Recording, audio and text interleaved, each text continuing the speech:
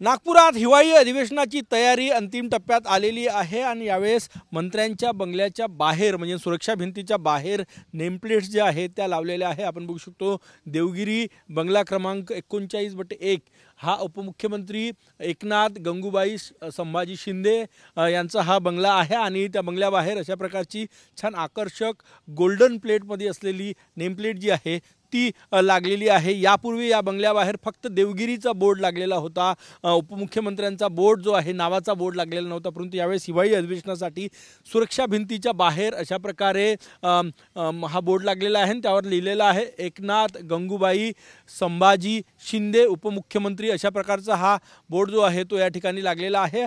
आणि हेच नाही तर इतर कॅबिनेट मंत्र्यांच्या बंगल्याबाहेरही आकर्षक लाइटिंग असलेले नावाचे बोर्ड जे आहेत ते यावेळेस लावले जाणार आहे। हिवाळी अधिवेशनाची तयारी जी आहे ती अंतिम टप्प्यात आहे। हा बंगला पूर्वी तत्कालीन उपमुख्यमंत्री देवेंद्र फडणवीस यांना होता, परंतु यावेळेस हा आता एकनाथ शिंदे यांना मिळालेला आहे आणि सुरक्षा भिंतीबाहेर अशा प्रकारचा बोर्ड जो आहे तो आपण बघू शकतो। 16 तारखेपासून नागपुरात हिवाळी अधिवेशन सुरू होणार असल्याची माहिती आहे। त्या पार्श्वभूमीवर सार्वजनिक बांधकाम विभागाकडून युद्ध पातळीवर अधिवेशनाची तयारी सुरू आहे। मंत्र्यांच्या बंगल्याबाहेर म्हणजे सुरक्षा भिंतींच्या बाहेर मंत्र्यांच्या नावाच्या फ्लेट ज्या आहे त्या लावलेल्या आहे। कॅमेरामॅन सचिन सयामसह गजानन उमाटे, TV9 मराठी, नागपूर।